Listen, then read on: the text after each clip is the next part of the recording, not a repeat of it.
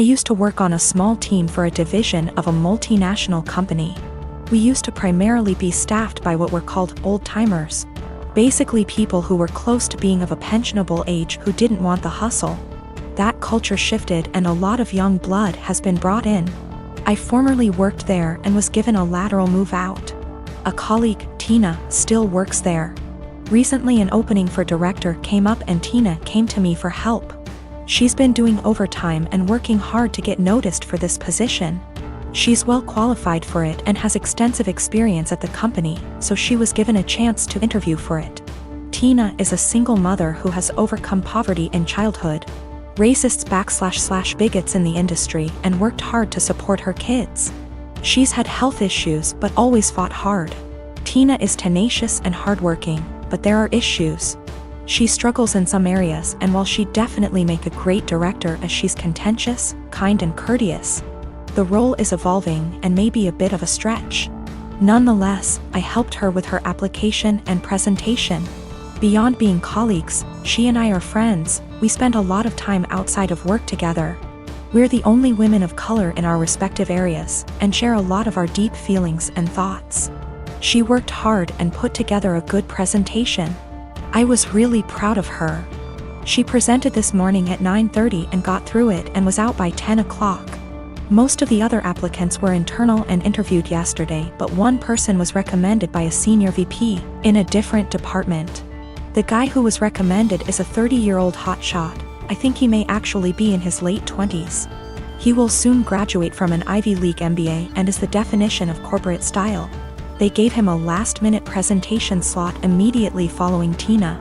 I attended all of the presentations. I am not on the hiring committee, but was there to support Tina and see how the presentations went. When the hotshot gave his presentation, it wasn't even close. The 20 of us sat in the room and were dumbfounded. Not only was his presentation visually appealing, but he noticed details none of us ever did, and he developed a pitch that was so innovative that our AVP asked to use a tagline he created. His technical analysis was so spot on that it was spooky. He understood issues facing our business unit without having to be told and had ready solutions to solve the problems.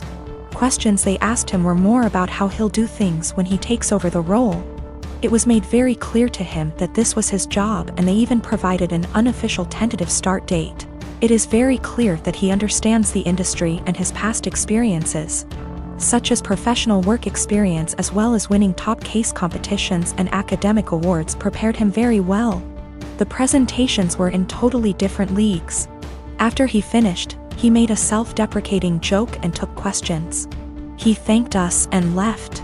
We all sat there for a minute chatting when the AVP very loudly told the HR director to offer significantly above the salary and hammer out a start date immediately and get a contract signed. The VP who recommended him knew him from the MBA program, as the VP is a case coach there. He said he'd be his reference, and they are skipping all the formalities and going right to the offer. Tina has no idea. She was so happy with her performance, and she's sure she nailed it. She did well, about as well as the other candidates, but this guy is out and out in a different league. Just based on that, I too would hire the other guy. She's sitting on cloud 9 at her desk and planning a celebratory dinner to celebrate her performance. She was told decisions would be made in a couple of weeks.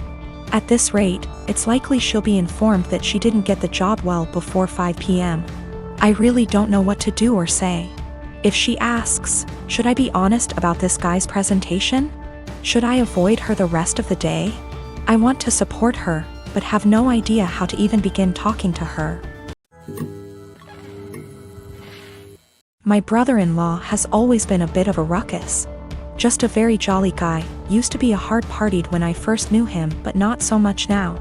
I mean, he still likes to drink and he smokes weed, but nothing compared to how he used to be. He stays in the basement apartment, which is a full apartment, separate from ours, with a kitchen and bathroom, etc. In our house ever since he lost his apartment. He has never really been able to keep a good job, no college education, and also ADHD.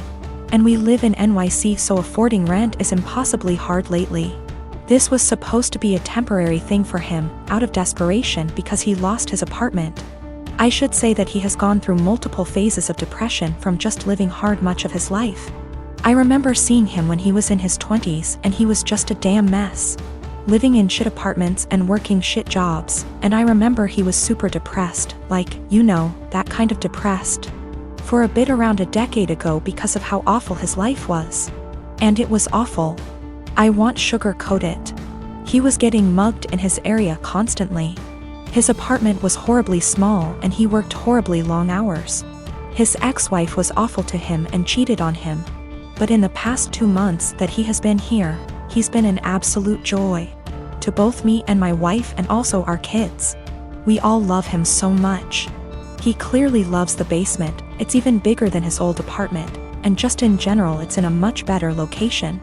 He has said, multiple times, how much he loves it at our place. He also is just a great guy to have around. He is a blast with our kids and he always cooks food for us and is just a general great, funny, charismatic guy. He got a new job, working 60 hours a week at a shit job. And now he wants to move out to his friend's place all the way in Coney Island where he would be spending half of his paycheck on rent. At first, we were like, okay, well, this was our agreement, he was eventually gonna leave. But then we kinda had a family meeting and realized, hey, we want him here. I don't even care if he pays nothing in rent, he's great to have around. Just to be clear though, we did tell him he would have to pay something a month, a number we haven't decided yet. When we told him this, he kind of thought it was a joke, but then he agreed. He was very happy about it, and we were too, and we were kind of thinking like, he's a member of our house now, you know? But then he changed his mind suddenly, and was saying how he doesn't want to be a freeloader and that he thinks we are just allowing him to stay because we feel bad for him. He really will not listen to us at all when we say that we actually want him to stay. Even our kids, teens, have tried getting him to stay and he just won't accept it.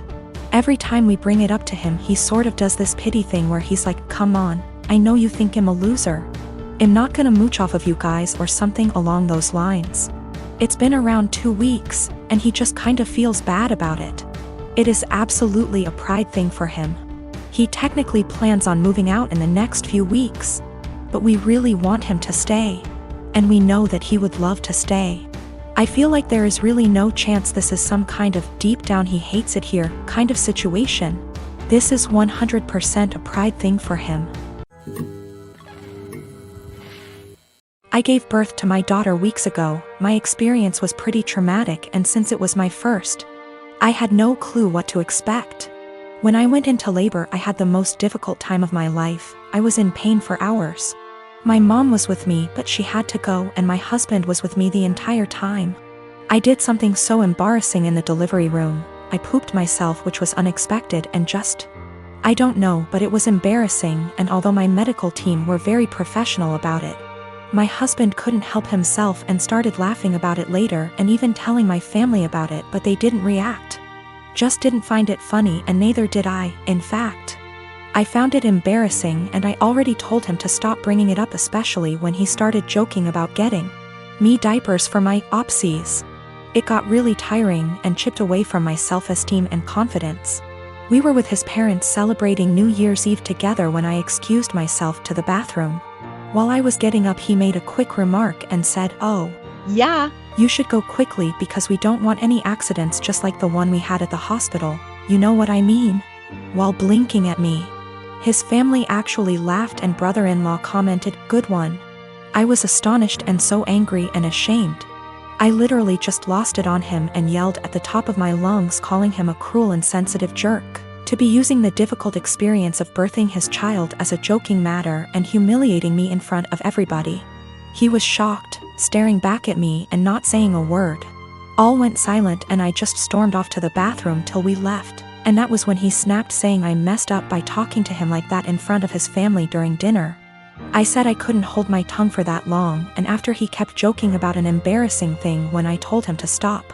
He said he was just joking and I went overboard with my reaction, and also, I should have sucked it up and waited till we got home so we could address this privately, and I could even yell at him as long as I wanted. We argued about it after we got home and he kept saying I humiliated him in front of his family during the celebratory evening by being petty and trying to one-up him. He even said I should have laughed along, not fly off the handle licks that. So, my fiancé took up cooking during quarantine. We used to cook little and instead ate a lot out of the house. We could afford it and tended to eat healthy. Of course, we can both cook, but given our busy schedule, it was easier to eat out. Also, to be honest, I don't really like cooking and consider it a chore to be avoided. I love food, but there are other things that I would rather do in my own time. Due to quarantine, my fiancé has decided to cook more and has found that she enjoys it a lot. This is great. I am happy for her that she has discovered something new that brings her joy. Turns out she's pretty good at it too, and she cares about learning new skills, etc., so I benefited too. I still don't really like cooking myself, as I said, so in exchange for her putting all that effort into cooking, I help her out by paying for takeout in the evenings when she doesn't feel like cooking, and also I do everything else, wash the dishes, clean the table, etc. on the days she cooks. To the best of my knowledge, she agreed that this was an appropriate compromise, and of course, if she felt it was unfair, I would be happy to fill the gap in other ways. But she seemed to enjoy it. As her culinary experiments expanded into baking and became more complex overall, she began to involve me in cooking. I would go into the kitchen to have a drink and check it out, and she would say, "Oh, could you help me chop this while I fry this?" Or something like that. I cut carrots for her or something like that, chatted with her about food, and then went back to my business. I didn't mind it at all. But gradually I became her sous chef, especially when she wants to cook food together. Keep in mind that her culinary experiments are complex and sometimes take 2 or more hours. So my whole evening goes into these culinary endeavors, and it happens several times a week. On top of that, she tends to boss me around in the kitchen and can be a little rude. As you can probably guess, we got into a fight over this. I told her that I don't like her attitude in the kitchen when I help, and I don't like to cook in general. I would feel better helping her if she wasn't so rude to me. But honestly, I don't want to spend 8+ hours every week cooking. It's not my hobby, it's hers. If she wanted me to take part in cooking, I bought everything or cooked something simple. She was very upset. She said it was unfair, that I was enjoying the fruits of her labor but not doing my part. And that cooking took 2 hours and dishwashing / cleaning only half an hour. I told her that it was her decision to cook very complex dishes and that I would be happy if she made a simple pizza or roast. After a certain point, the sophistication of her dishes moves into hobby territory. And I resent being made to feel like a bad partner because I don't want to spend a few evenings on her hobby. We haven't really worked it out. I actually bought / cooked my own food a few times so I didn't enjoy the fruits of her labor. But that seemed to upset her even more, and our refrigerator started to fill up with more leftover food than she could eat herself. Another time I helped her but told her I had to go on video chat at 8 p.m. and she got upset when I actually stopped helping, and left even though I told her beforehand. I'm afraid I told her somewhat caustically that I was not her sous chef to command the kitchen. I tried to discuss it with her again when we felt calmer. I told her that I liked that she found a new hobby. But it's her hobby and I can't help it and don't want to feel obligated to do it. She countered that it was not feminist of me to put the cooking on her and benefit from it without helping her. The feminist connection doesn't make much sense to me because neither of us used to cook much. And she decided to take up cooking herself, but of course I didn't tell her that. I told her that if she wanted to discuss the division of labor in our household, we could do so and come up with something new that reflected the fact that she now cooks more. We tried to do this, but she wanted to count all the time she spends cooking as time around the house. So, according to her ideal distribution of housework, she spends over 10 hours cooking just dinner each week, which somehow leaves me with almost all other chores around the house. I told her I didn't like it because cooking complicated meals is a hobby. It's not fair to say that 6 / 10 hours of her housework is actually her hobby, and I have to do the equivalent amount of real housework, if that makes sense. So we are in a bit of an impasse. Am I really a bad feminist? I don't think I'm wrong. I'm very familiar with emotional labor, mental stress, and all that, but I may be wrong. I love this woman and obviously want to marry her. But we are usually good at making logical decisions, and this is the first time we have had such a disagreement. I don't know how to get her to understand the line between cooking as a necessary activity and cooking as a hobby. P.S. The fiancé has taken up cooking gourmet meals as a hobby. But now it becomes my responsibility to help out and do more housework that I don't think I should.